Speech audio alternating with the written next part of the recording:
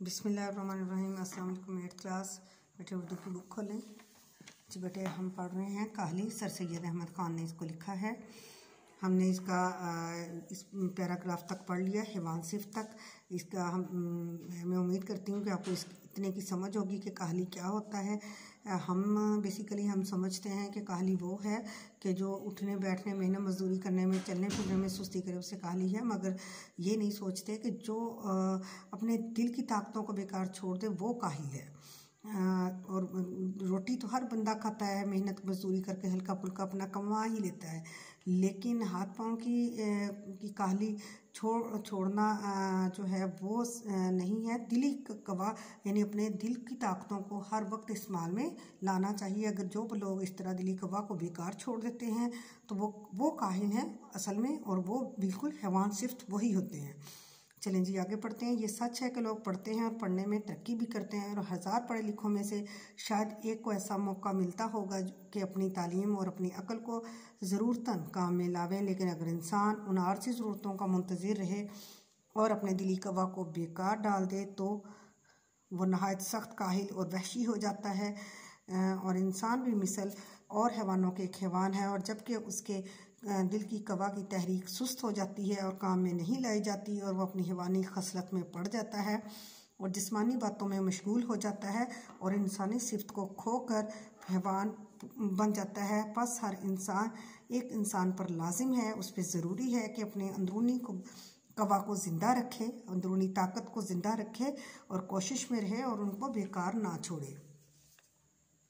एक ऐसे शख्स की हालत को ख्याल करो, यानी उसके बारे में देखें कि जिसकी आमदनी उसके अखराजात को मुनासिब हो और उसके हासिल करने में उसको चंदा मेहनत और मशक्क़त करनी ना पड़े, यानी ज़रा भी। लेकिन जैसा कि हमारे हिंदुस्तान में मुल्कियों और लाख राजदारों यानी महसूलदारों का हाल है, जो बाहर से आए होते हैं उनका हाल है, और वो अपने दिली कवा को भी बेकार डाल दे, और उसका क्या हाल होगा? यही होगा कि उसके आम शौक वहशियाना बातों की तरफ माइल होते जाएंगे।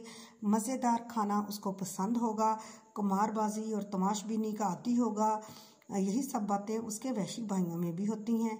ये हमने भी अक्सर ऐसे लोग देखे हैं जिनको खाना और फिरना, घूमना फिरना, ऐशो इशरत और तमाशबीनी की आदत होती है और मेहनत नहीं करते, तो उन लोगों को हम क्या कहेंगे? हैवान सिफ्त लोग होंगे वो।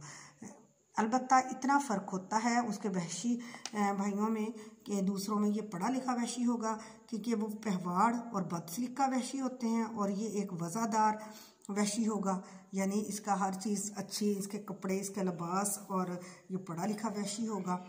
हम कबूल करते हैं कि हिंदुस्तान में हिंदुस्तानियों के लिए ऐसे काम बहुत कम हैं जिनमें उनको कवायद दिली और कवायद कुव्वते अक़ली को काम में लाने का मौका मिले, और बरखिलाफ़ इसके और वलायतों में ख़ुसूसन इंग्लिस्तान में वहाँ के लोगों के ऐसे मौक़े बहुत हैं कि उसमें भी कुछ शक नहीं कि अंग्रेज़ों को भी कोशिश और मेहनत की ज़रूरत और उसका शौक़ ना रहे जैसा कि अब है, तो भी बहुत जल्द वो भी वहशत पने की हालत को पहुंच जाएंगे।